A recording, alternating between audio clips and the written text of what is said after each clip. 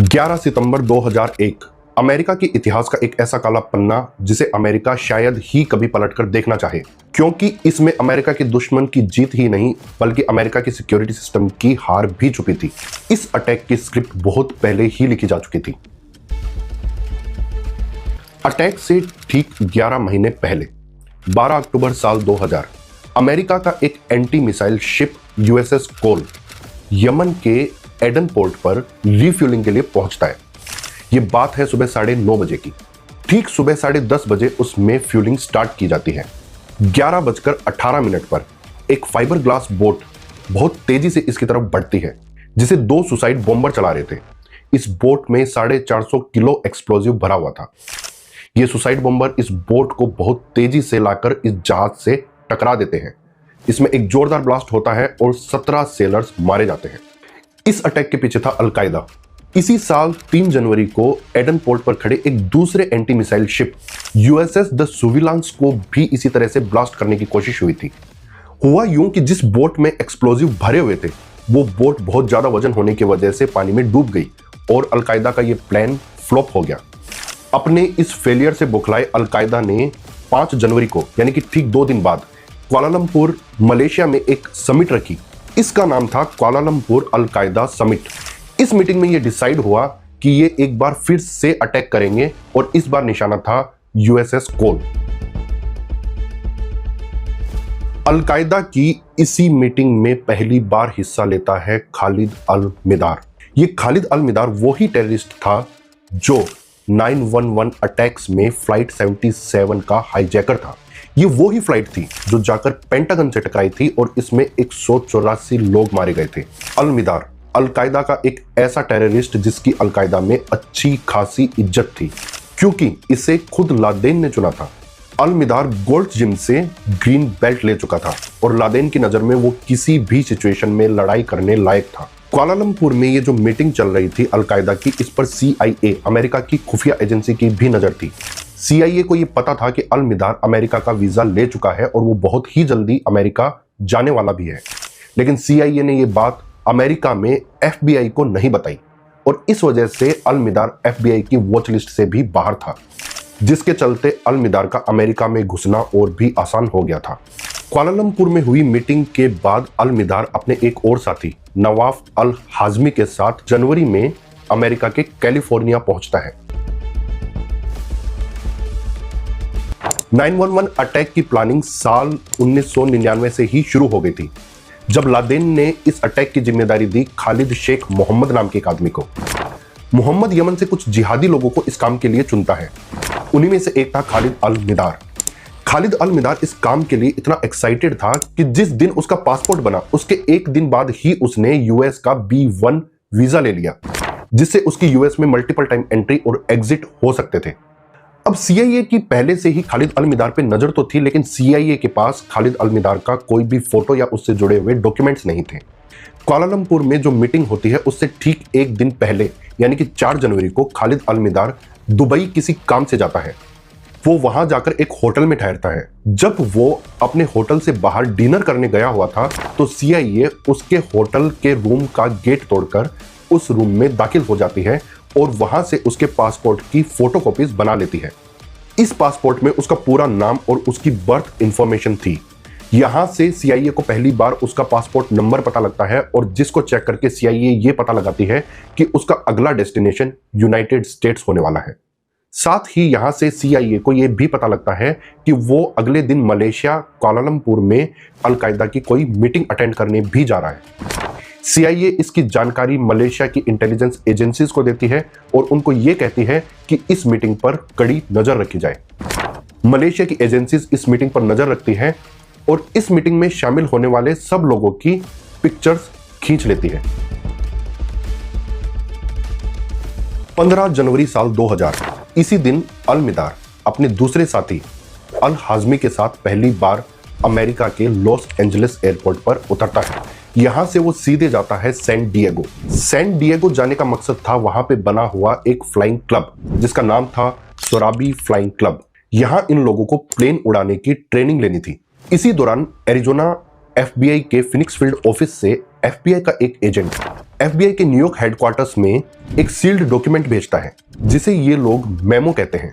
उस मेमो में ये लिखा था कि अमेरिका के फ्लाइंग क्लब में कुछ सस्पिशियस लोग प्लेन उड़ाने की ट्रेनिंग ले रहे हैं और उसके मुताबिक वो लोग अलकायदा से लादेन के भेजे हुए कुछ स्टूडेंट्स हो सकते हैं। वो अपने मेमो में आगे एफबीआई हेड ऑफिस को रिकमेंडेशन देता है कि एफबीआई अमेरिका में बने सारे फ्लाइंग स्कूल्स के स्टूडेंट्स की डिटेल्स मंगवाए और ये देखे कि वो स्टूडेंट्स कहां से आ रहे हैं और उन्हें वीजा किसने इशू किया है और उनकी डिटेल में जांच करे। लेकिन हैरानी की बात तो ये है कि 9/11 अटैक से पहले इस मेमो पर किसी ने ध्यान तक नहीं दिया। अपनी फ्लाइंग ट्रेनिंग खत्म करने के बाद ये जो अल मिदार है ये वापस यमन चला जाता है अपनी वाइफ से मिलने। फाइनली साल 2001 में अल मिदार फर्जी पासपोर्ट और एड्रेस के बेस पर वापस यूएसए आता है। इसका जब वीजा इंटरव्यू हो रहा था तब ये बताता है कि ये अमेरिका जाकर वहां न्यूयॉर्क के मैरियट होटल में स्टे करेगा। लेकिन अमेरिका आने के बाद ये मैरियट में ना ठहरकर किसी और लोकल होटल में स्टे करने लगता है। अब अटैक का दिन पास आ रहा था तो इन्हें अपना प्लान एग्जीक्यूट करने के लिए कुछ पैसे और फेक आईडीज की जरूरत थी, जिसके लिए ये 10 जुलाई को न्यू जर्सी की एक एजेंसी ऑल सर्विस प्लस के ऑफिस जाता है। ये एजेंसी फेक डॉक्यूमेंट्स बनाने का काम करती थी। यहां से वो एक फेक आईडी बनवाता है और इस फेक आईडी के बेस पर वो न्यू जर्सी के हडसन यूनाइटेड बैंक में एक बैंक अकाउंट खुलवाता है। अब अगले कुछ महीने इसी बैंक में आए हुए पैसों से वो अपना खर्च चला रहे थे। अटैक से 12 दिन पहले यानी 31 अगस्त को अल मिदार इस बैंक अकाउंट को बंद करवा देता है और इस बैंक अकाउंट में रखे सारे पैसे लेकर 5 सितंबर को वो वॉशिंगटन बाल्टीमोर इंटरनेशनल एयरपोर्ट जाता है, जहां पर $2300 कैश देकर वो फ्लाइट 77 की टिकट्स खरीदता है। यूनाइटेड स्टेट्स में आए अल मिदार को 1 साल से ज्यादा हो गया था, लेकिन 21 अगस्त यानी अटैक से 20 दिन पहले तक भी वो एफबीआई की वॉच लिस्ट में कहीं पे भी नहीं था। 23 अगस्त को पहली बार यूएसए की एक और इंटेलिजेंस एजेंसी मोसाद सीआईए को 19 लोगों के नामों की एक लिस्ट देती है और ये कहती है कि ये लोग आने वाले टाइम में यूएसए पर एक बड़ा अटैक प्लान कर रहे हैं। उस लिस्ट में अल मिदार का नाम भी शामिल था। 23 अगस्त को पहली बार वहां की सिक्योरिटी एजेंसीज अल मिदार को वहां की वॉच लिस्ट में शामिल करने का निर्देश देती है और इसी दिन पहली बार सीआईए एफबीआई को बताती है कि अल मिदार ने जेदा से यूएसए का वीजा लिया है। ये सुनते ही एफबीआई तुरंत जेदा में बने अपने यूएस एम्बेसी के ऑफिस से कांटेक्ट करती है। 24 अगस्त को जेदा में बनी यूएस एम्बेसी से रिप्लाई आता है कि उसने जो वीजा लिया था उसमें अल मिदार ने अपना स्टे न्यूयॉर्क के मैरियट होटल को बताया है। एफबीआई की एक ऑफिसर थी मैरी, जो इस केस पर काम कर रही थी। वो न्यूयॉर्क में अपने एफबीआई के एजेंट को एक ईमेल भेजती है और उसमें यह कहती है कि इस अल मिदार को ढूंढने का काम जल्दी से जल्दी शुरू करो। लेकिन उस ईमेल को भेजते टाइम उसके सब्जेक्ट में मैरी गलती से रूटीन शब्द का इस्तेमाल कर देती है। अब रूटीन शब्द का मतलब है कि इस ईमेल को और जांच को कंप्लीट करने के लिए एजेंट के पास कम से कम 30 दिनों का वक्त है। हालांकि एजेंट उस लीड को उसी दिन अपने सुपरवाइजर को भेज देता है और सुपरवाइजर उस लीड को आगे इंटेलिजेंस एजेंट को भेज देता है। लेकिन ये सारी सर्च इस बात में उलझकर रह जाती है कि क्या इसे क्रिमिनल इन्वेस्टिगेशन की तरह देखा जाना चाहिए या इंटेलिजेंस इन्वेस्टिगेशन की तरह। और हैरानी की बात तो ये है कि ये सारी की सारी बातचीत एफबीआई के नीचे के तबके के लोगों में हो रही थी, यानी कि डिप्टी चीफ से ऊपर ये बात किसी को पता ही नहीं थी। अब एफबीआई जैसी दुनिया की सबसे बड़ी जांच एजेंसी में भी कॉन्फ्लिक्ट हो सकते हैं, और वो भी एक ऐसे केस में जो कि नेशनल सिक्योरिटी से जुड़ा हुआ हो। एफबीआई में 2 तरह की विंग्स होती है, एक क्रिमिनल विंग और एक इंटेलिजेंस विंग।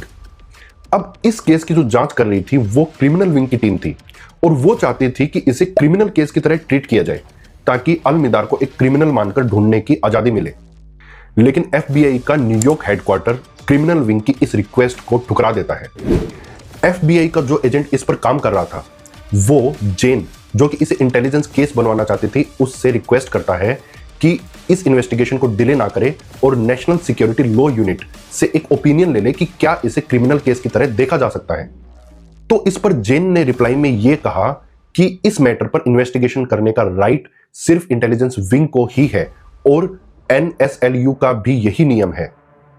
जेन ने तो यहां तक कहा कि क्रिमिनल विंग के पास में जो भी मैटर है वो उसे फाड़ कर फेंक दे और उसके पास ऐसी कॉन्फिडेंशियल इंफॉर्मेशन नहीं होनी चाहिए। एजेंट ने गुस्से में जेन को यह रिप्लाई दिया कि किसी दिन कोई मरेगा और पब्लिक कभी यह समझ नहीं पाएगी कि हमने सारे रिसोर्सेज होते हुए भी हमारा काम अच्छे से नहीं किया क्योंकि हमारे बीच में कोई प्रॉब्लम थी। इस पर FBI हेडक्वार्टर्स का रिप्लाई आता है कि हम इसमें कुछ नहीं कर सकते, यही रूल है।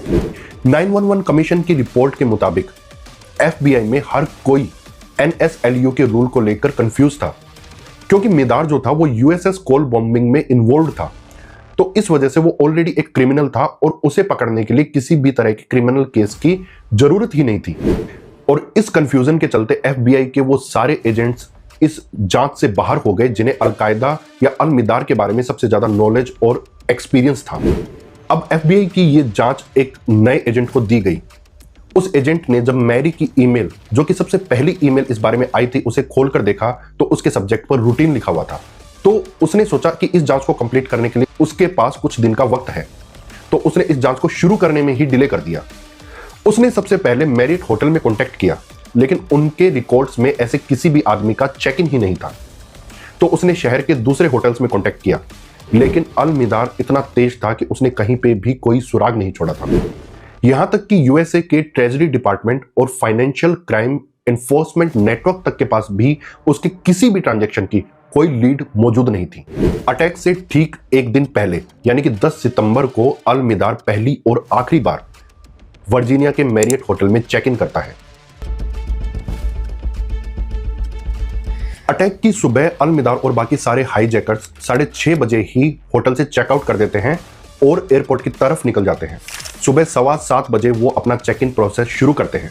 पैसेंजर सिक्योरिटी चेक पर पहुंचने के बाद ये लोग मेटल डिटेक्टर और स्क्रीनिंग को आसानी से पार कर जाते हैं, लेकिन सिक्योरिटी सिस्टम कैप्स अल मिदार को सेलेक्ट कर लेता है, जिसका मतलब था कि अब उसके पास रखे सामान की गहन तलाशी होगी। लेकिन अल मिदार किसी भी तरह का कोई लगेज कैरी ही नहीं कर रहा था, इस वजह से वो तलाशी से बच जाता है। इसके बाद सुबह 7:50 पर हाईजैकर्स नाइफ और बॉक्स कटर लेकर फ्लाइट 77 में सवार हो जाते हैं। फ्लाइट 77 एक बोइंग 757 एयरक्राफ्ट था।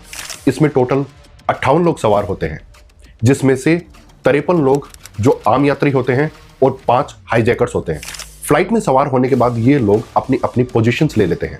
डैनियल ओब्रायन, जो उस एयरपोर्ट पर एक फ्लाइट कंट्रोलर थी, वो बताती हैं कि वो हमेशा फ्लाइट टेक ऑफ होने से पहले पायलट्स को गुड डे या have a nice day wish किया करती थी, लेकिन पता नहीं क्यों उस दिन उन्होंने उन्हें गुड लक विश किया।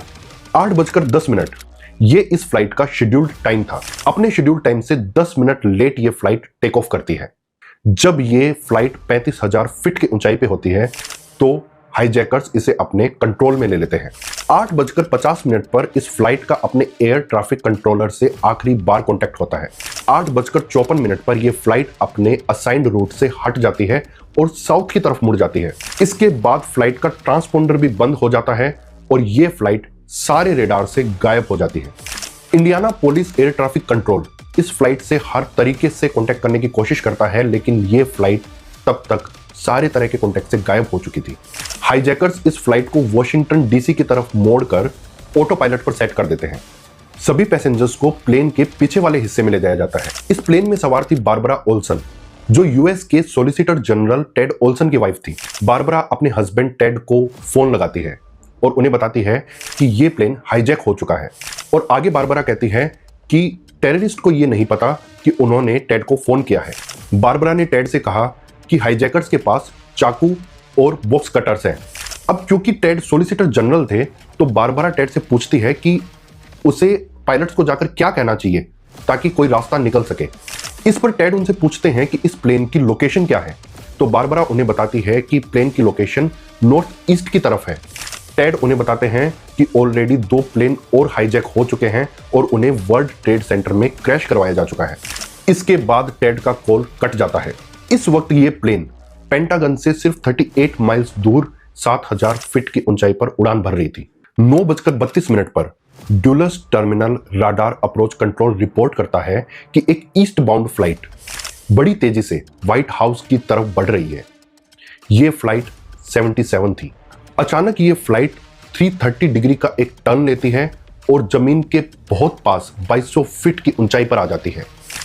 हाईजैकर्स पूरी ताकत से फ्लाइट को पेंटागन की तरफ मोड़ देते हैं और 9:37 530 माइल्स पर आवर की स्पीड से इस प्लेन को पेंटागन में क्रैश करवा देते हैं।